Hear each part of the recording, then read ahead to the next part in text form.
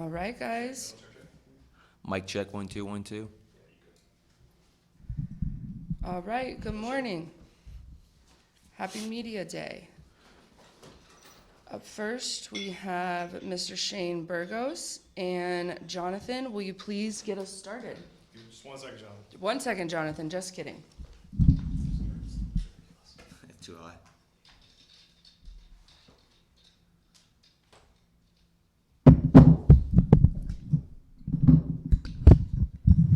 Thank you.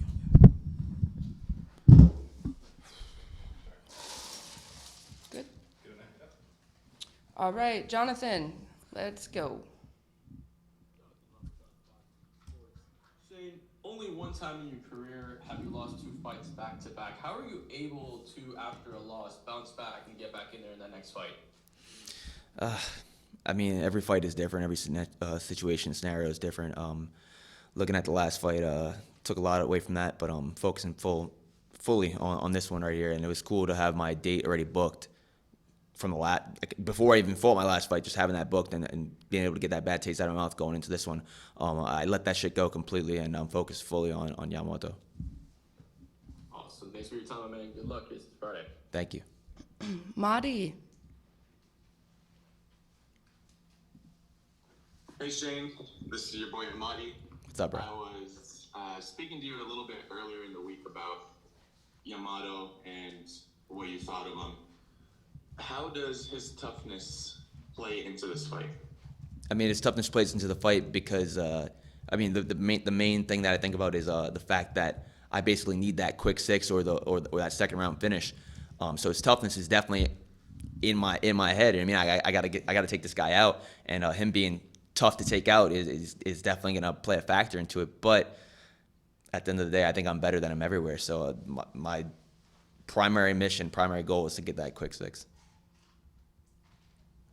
Absolutely, and we're looking forward to it. Thank you, Shane. Thank you. Thank you. Anik. Shane, Anik Subramanian, Fightbook MMA, East Coast represent. One of the Pettis brothers and the Pitbull brothers faced off in Bellator last weekend. At the end of your careers, do you think the Burgos brothers can be the best duo to ever step foot in the cage? For sure. My brother's over there. He's going to be probably fighting around fall. He's only 1-0 right now. He's only 21 years old, but that kid's got a brighter future than I do, so you expect him to go even further than I did in the sport. As for fighting on the same card, I never want to fight on the same card as him, though. But I think I'll be able to do big things here. He'll come over, do some big things, too. But, yeah, I'd never put us on the same card, please. Got it. Looking forward to it. And one more from me. I know you've been busy with fight camp. Were you able to do anything with your family for Father's Day? And if so, what did you do?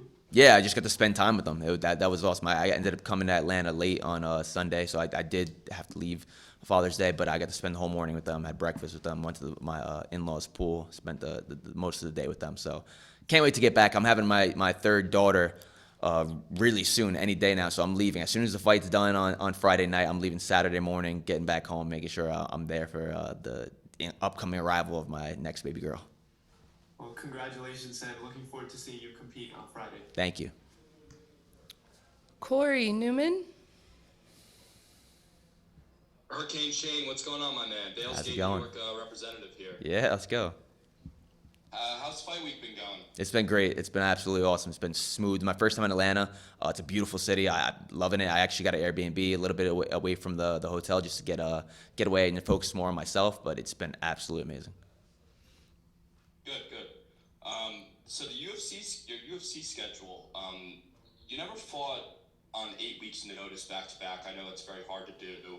This is going to be your first time competing on 8 weeks notice in quite a long time, if I'm correct. What kind of changes went on in your camp with this kind of 8 week kind of period in between the fights? So it was actually 10 weeks, almost exactly. It was exactly 10 weeks. So that makes a little bit more of a difference. Those 2 extra weeks. I have fought not recently, but I have fought in the past pretty back to back. Like especially when I was amateur, I had 5 fights in like 10 months. So it's kind of bringing me back to those days. But obviously, I'm getting paid a lot more because back when I was amateur, I wasn't getting paid at all. So there's more incentive this way. And like I said before, I have a bad taste in my mouth about my last fight. So to get that taste out, let it go, focus fully on this one was huge. But yeah, completely different training camp. For that first fight, it was basically balls to the wall, full steam. This one had to be a little bit of a taper down process, then taper back up, then taper back down because you're kind of recovering from that fight camp. But the way the season structure is, it's just basically like one big fight camp. So I think the smart thing to do is start it off hard and then try to maintain staying in shape for the rest of the season. So that's basically what I've done. That's interesting. Thank you very much for your time. No problem. I'm really looking forward to the fight on Friday night. Thank you. Good luck, man. Thank you. Joshan. Hey Shane, it's Jose Montesino for Panda Sport Clubs. How are you? I'm good, man. How are you? Good, good. Thank you for asking. So, Yamato is only 20 years old, and he was 3 years unbeaten until he fought Clay Cole in PFL. How's your preparation against someone so young, but at the same time with so much experience in the combat world? Yeah, I'm not putting too much stock into his age, aside from experience when it comes to high-level competition. I think that matters more. Yeah, he actually has more fights than me, but if you look at the level of competition that I faced compared to what he's faced, I don't think it's really comparable, and that's not taking anything away from the guys that he's fought, but I just feel like I fought in that higher stage before. I've been under those really high pressure circumstances, and I don't think he's had those experiences. And not only that, like I'm 12 years older than the guy. This life experience in general, my grown man strength. I think there's a bunch of factors that are playing into my favor. How you prepare yourself knowing that you need a quick six against someone, let's say, it doesn't matter who you have in front, how's your mentality and how difficult it is for you to go knowing that you need to kill someone in order to go to the playoffs? It's getting me more excited, honestly. It's getting me more excited to fight because we're both in the same position where we kind of need, we both need the finish. We both have 0 points right now. We both need a finish. We need it pretty early. So I'm excited to get somebody that's going to come in there and try to take me out because that's exactly what I'm going to do. It's going to make for a fun fight for the fans, and I think it's going to force a finish. And by any means necessary, I'm getting that finish, but I can't see this fight going past the second round. I really think I get it done in the first, maybe the second. Thank you and good luck. Thank you. Patrick. Hey Shane, this is Patrick Corey from Combat Sports UK. What's So up, you man? mentioned both of you guys needing a finish, but I don't know if you've looked at statistics much. Nishikawa has an 85% finish rate. How excited does that make you knowing it will be a head-on car crash? Love that. I just said it in the last one. I love that he's coming for the finish. I'm coming for the finish. We both have to get the finish. I mean, a win over him by decision, it's not going to mean as much for my career as it would for him. He beats me. He kind of takes my just being honest, I have more of a name than him. There's more pressure on me to get the win and to get the finish because I'm supposed to on paper. You know what I mean? More people know me. That doesn't mean shit. But again, way more pressure on me than it is for him. But I love the fact that he has to get that finish too if he wants to qualify for the playoffs.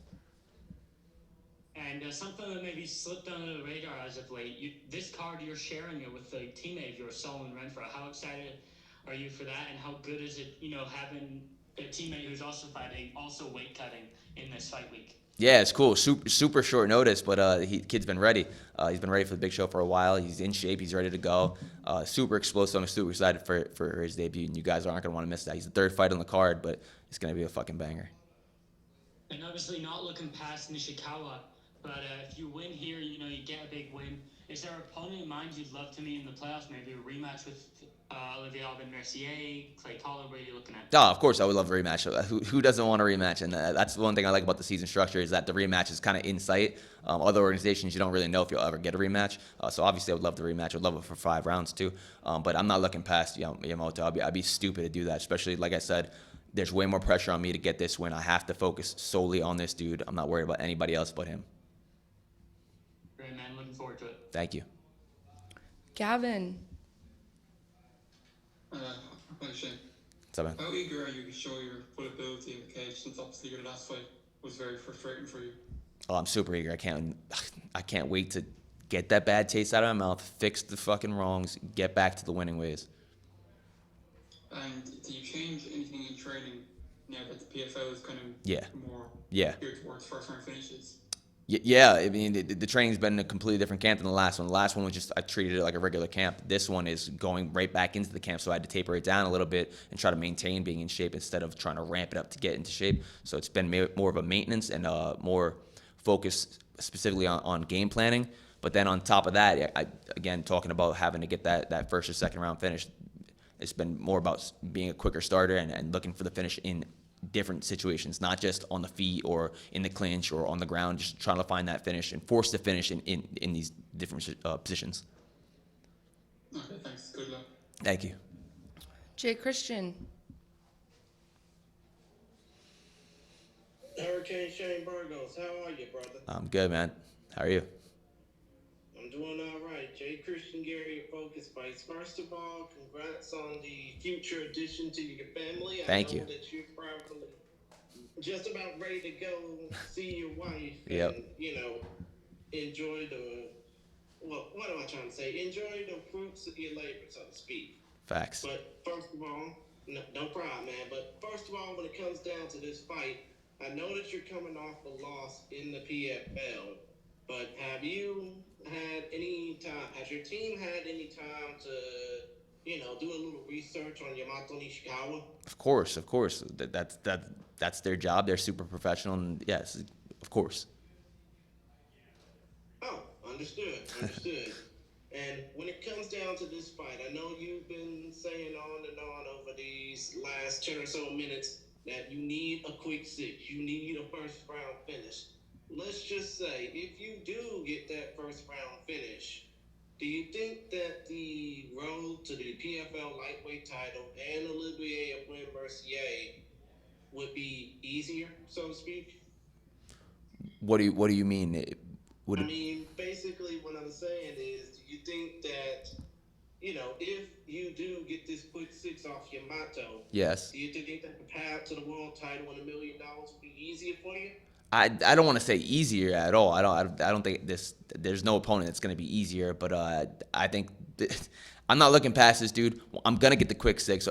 Like I said, the latest is going to go is the second round. But after that, we'll worry about the next guys. But the guys that are going to be in the semifinals aren't going to be easy at all. So I can't see it being a easy path to the title. You know what I'm saying? Yeah, I get what you're saying, brother. And one more thing, when it comes down to, your end goal, obviously it's to win the $1 million. But let's just say, if you were to go ahead and, put the gloves in the center of the cage right now, what would you want people to remember about your fight career, even if you don't get the $1 million at the end of the season?